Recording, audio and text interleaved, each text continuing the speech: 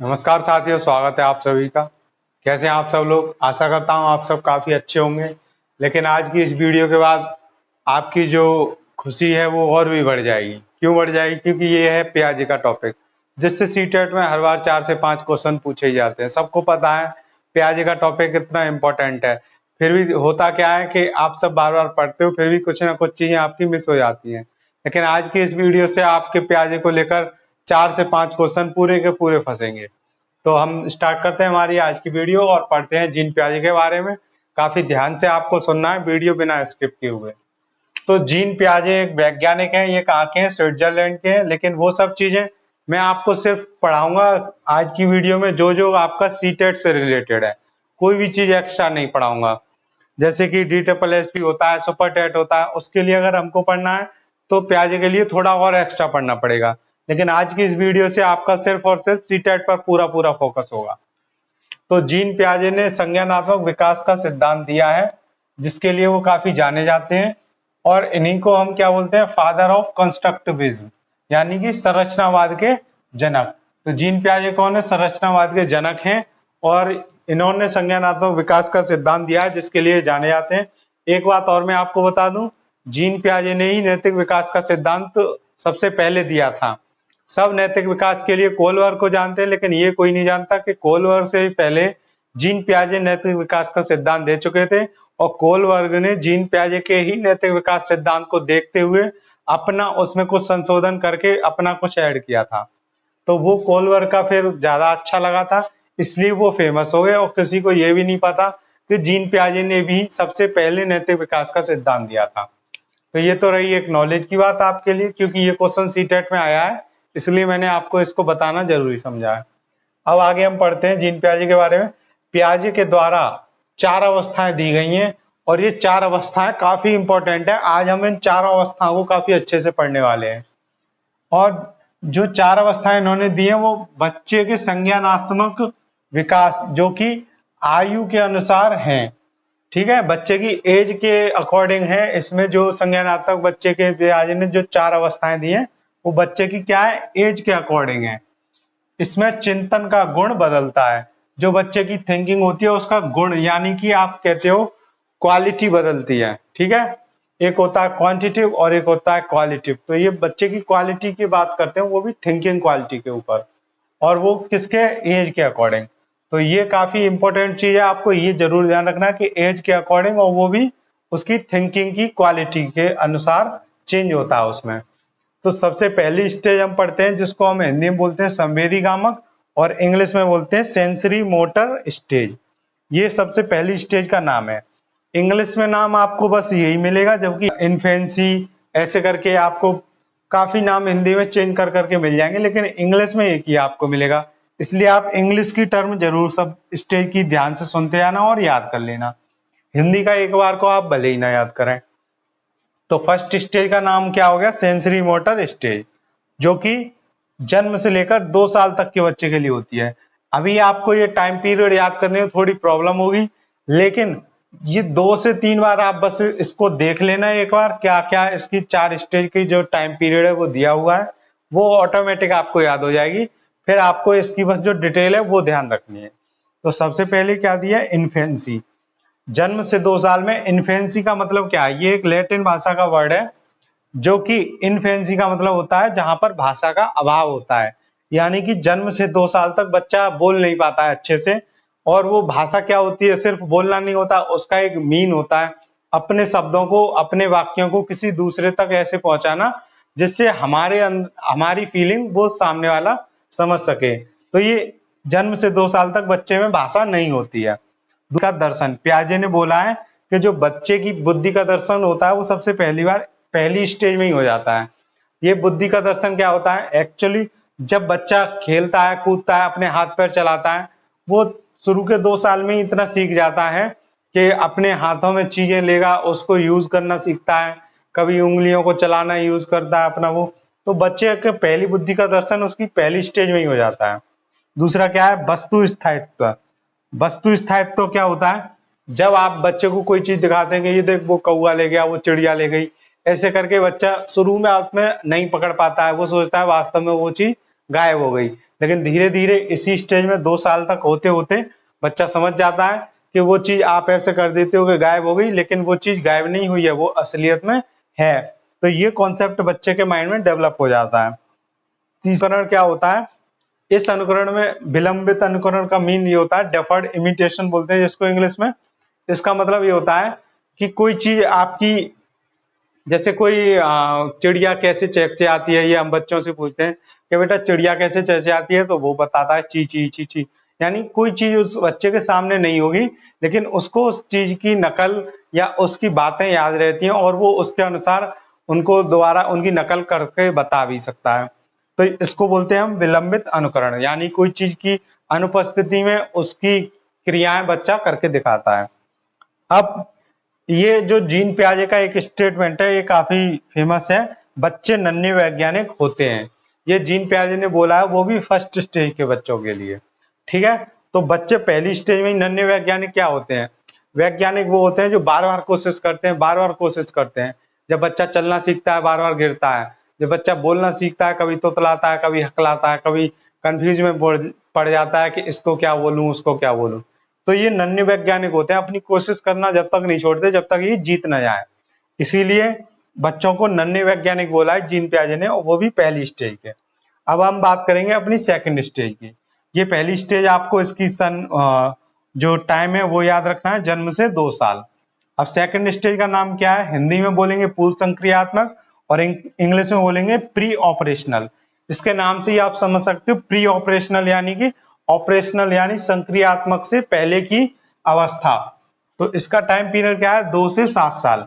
तो 2 से 7 साल के बच्चों की जो थिंकिंग लेवल होता है उसके अकॉर्डिंग पियाजे ने इस स्टेज के बारे में बात किया है।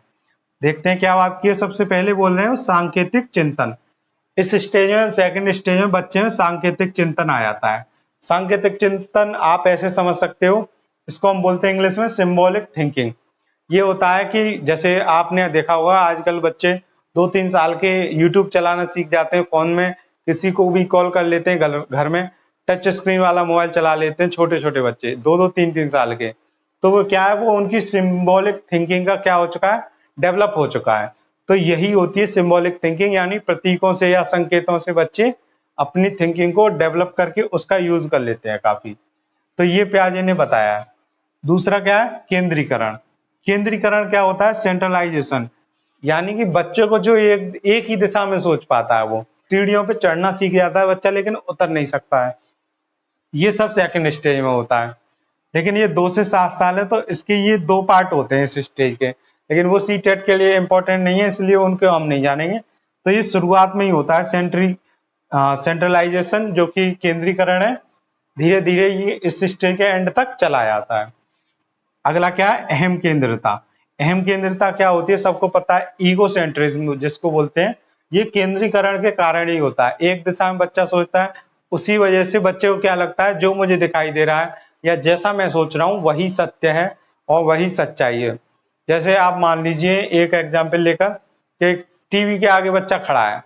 अब अगर उसको टीवी दिख रही है तो उसको लगेगा कि सबको टीवी दिख रही है, चाहे वो बिल्कुल टीवी के शीशे के आगे खड़ा हो जाए और आप बोलेंगे हटना सामने से, आगे क्यों खड़े हो, पीछे बैठ जाओ, तो उसको ये नहीं, बच्चे को पता पड़ेगा कि उसको टीवी दिख रही है, तो आपको, वो ये सोचेगा कि आपको भी दिख रही है, जबकि उसको ये नहीं लगेगा कि आपको नहीं दिख रही है, मैं सामने खड़ा हो गया हूं। तो ये चीज होती है अहम केंद्रिता। अगला क्या है? अपलटावी। अपलटावी सीधे सीधे आप समझ सकते हो, इससे इसमें पलटाव नहीं हो रहा है। पलटाव क्या होता है कि जिसको एक बार आगे ले जाकर घुमा सकें, यानी कि अपलटावी का गुण आप समझिए कोई जाने का रास्ता है, उससे बच्चा इधर से जाना तो सीख रहा है लेकिन लौटना नहीं सीख रहा है। दूसरा क्या है कि आप किसी चीज को, किसी सामान को एक जगह से दूसरी जगह कर देंगे और बर्तन उसका छोटा बड़ा हो जाए, तो बच्चे को ये नहीं लगेगा कि ये चीजें सेम हैं। तो ये अपलटावी और संरक्षण का अभाव दोनों आपस में जुड़े हुए हैं। संरक्षण का अभाव क्या होता है? संरक्षण का अभाव होता है जिसमें बच्चे को ये नहीं पता पड़ता है इसकी लंबाई कितनी है, आयतन कितना है, क्षेत्रफल कितना है। तो ये बच्चे में अभी थिंकिंग का अभाव होता है सेकंड स्टेज में। अगला क्या है? जीववाद। जीववाद क्या होता है? जीववाद होता है एनिमिज्म। इसमें क्या होता है, बच्चे जो निर्जीव चीजें होती हैं उनको भी सजीव समझते हैं।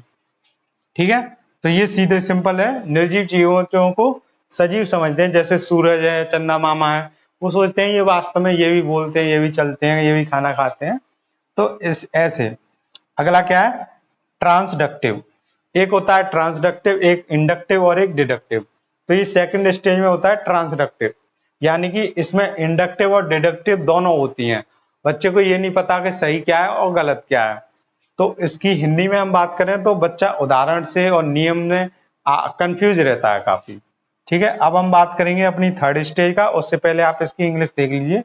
प्री ऑपरेशनल, इसका नाम है सेकंड स्टेज का प्री ऑपरेशनल। ऐसे ही थर्ड का क्या हो जाएगा?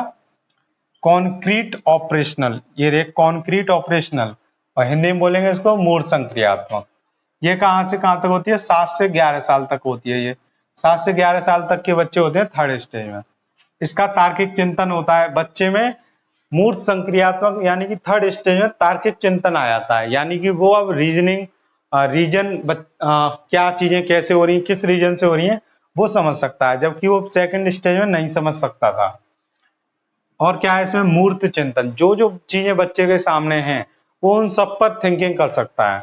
अब इसकी उसकी जो थिंकिंग लेवल है वो इतना हाई हो गया कि सामने की सारी चीजों पर अपनी थिंकिंग वो कर सकता है। विकेंद्रीकरण क्या होता है? इधर तो वो केंद्रीकरण में था, अब वो आ गया है विकेंद्रीकरण में। अभी तक वो सिर्फ एक दिशा में सोच रहा था, अब वो चारों दिशा, 10 दिशा, हर एक तरह से एक ही चीज को काफी तरह से अलग अलग तरीके से सोच सकता है। अगला क्या है? संरक्षण की क्षमता। अब बच्चे को आयतन और ये सब चीजें पता पड़ चुकी हैं। आयतन, क्षेत्रफल, लंबाई क्या होती है। पहले क्या होता था कि आप जो चिप्स का पैकेट आता, काफी मोटा आता था, उसमें हवा भरी होती है, अगर आप उसको खोल के किसी कटोरी में कर देंगे तो ये सेकंड स्टेज का बच्चा रोने लग जाएगा। लेकिन थर्ड स्टेज का बच्चा बिल्कुल नहीं रोएगा, वो जानता है कि जो उस पैकेट में है वही इस कटोरी में। तो यानी कि उसमें संरक्षण की क्षमता आ चुकी है। और क्या है? वर्गीकरण। वर्गीकरण क्या होता है? जो बच्चा वर्गीकरण और विकेंद्रीकरण, विकेंद्रीकरण आ गई बच्चे में तो वो वर्गीकरण भी कर लेगा। हर एक चीज को अलग अलग, जैसे त्रिभुज अलग है, आयत अलग है, गोल चीजें अलग हैं, चौकोर चीजें अलग हैं, उन सबको वो छांट लेगा आसानी से। सीरिएशन क्या होता है? क्रमागत। बड़ी चीजों को लगाते जाए लाइन से, छोटी चीजें आरोही अवरोही क्रम, जो असेंडिंग डिसेंडिंग ऑर्डर है, वो बच्चे में थर्ड लेवल में आ जाता है। तो ये थर्ड स्टेज में बच्चे में सीरिएशन का भी गुण भी आ जाता है और पलटावी का गुण भी आ जाता है। जो यहाँ पर अपलटावी था सेकंड स्टेज में, वो थर्ड में पलटावी का गुण हो जाता है। यानी कि जो सेकंड स्टेज की कमियां थी वो सारी थर्ड स्टेज में पूरी होती हैं। और एक होती है इंडक्टिव। इंडक्टिव क्या होती है? बच्चा उदाहरण से समझता है इसमें। इंडक्टिव में क्या है? उदाहरण से सीखता है। तो उदाहरण से काफी आसानी से सीख जाता है बच्चा। लेकिन अभी थर्ड स्टेज में एक चीज की कमी है। क्या चीज की कमी है वो हम फोर्थ में बताएंगे। तो अब बात करते हैं फोर्थ स्टेज की, औपचारिक स्टेज, जिसको हम बोलते हैं औपचारिक संक्रियात्मक, और जो कि 11 से 15 साल होती है। इसको इंग्लिश में क्या बोलते हैं? Formal operational. फॉर्मल ऑपरेशनल जो 11 से 15 साल तक होती है, इसमें क्या है? बच्चे में अमूर्त चिंतन आ जाता है। अमूर्त चिंतन क्या होता है? जो चीज हमारे सामने नहीं होती है। आपने देखा अभी थर्ड स्टेज में मूर्त चिंतन होता है, कॉन्क्रीट थिंकिंग, जो कि सामने चीजें होती हैं, जबकि फोर्थ स्टेज में अमूर्त चिंतन आ गया।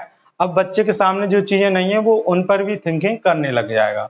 यानी कि 11 साल से 15 साल तक बच्चे में अमूर्त चिंतन आ गया। अब यही सबसे बड़ी चीज है इस चौथी स्टेज की, इसलिए मैं बार बार इस बात को बोल रहा हूं। संकल्पना का निर्माण। संकल्पना का निर्माण क्या होता है? जो इमेजिनेशन पावर होती है वो बच्चा अब इसमें करने लग जाएगा। इमेजिनेशन करना भी अमूर्त चिंतन के अंदर ही आता है, इसलिए संकल्पना का निर्माण भी आराम से कर लेगा। अगला क्या है? निगमनात्मक योग्यता और सत्यापन। ये दोनों आपस में देखिए आप। निगमनात्मक योग्यता क्या होती है? डिडक्टिव थिंकिंग, यानी कि नियम से बच्चा अब उदाहरण खुद बना लेगा। और जैसे विज्ञान की परिभाषाएं होती हैं वो इसी स्टेज में सिखाई जाती हैं बच्चों को सबसे ज्यादा। वो उन परिभाषाओं से भी समझ समझ के उदाहरण और अपनी जो रियल लाइफ है उससे भी वो रिलेट कर पाते हैं। सत्यापन क्या होता है? जैसे जो क्वेश्चन होते हैं ना प्रूफ वाले, तो ये सत्यापन इस स्टेज के बच्चे ही कर पाते हैं, क्योंकि इनमें पलटावी और अपलटावी ये सारे गुण काफी अच्छे से आ चुके हैं। थर्ड स्टेज के सेकंड स्टेज के वो सारे गुण डेवलप हो चुके हैं। लास्ट क्या है? ये साधनात्मक विचार। अब बच्चे को कोई भी इंस्ट्रूमेंट आप देते हैं वो उस पर भी थिंकिंग करने लग जाते हैं। वो आप जैसे ये समझ लीजिए आप हथौड़ा देंगे और हथौड़े से कोई चीज उखाड़नी है, जबकि हथौड़ा होता है ठोकने के लिए, तो वो उस साधन से भी विचार कर लेंगे कि इससे और क्या क्या काम कर सकते हैं। तो वो हथौड़े को ये नहीं सिर्फ ठोकने के लिए यूज में लाएं, उसे कोई चीज उखाड़नी है वो भी उखाड़ लेंगे। ठीक है, ऐसी काफी चीजें हो सकती हैं और भी चीजें। पेन से काफी बच्चे सिर्फ लिखते हैं, जिनकी पेंसिल छोटी हो जाती है वो पेन का कवर लगा लेते हैं पेंसिल में। तो ये सब साधनात्मक विचार आपकी 4th स्टेज में काफी अच्छे से आ जाते हैं। और क्या डिडक्टिव इसको बोलते हैं, ये तो सबको पता ही है।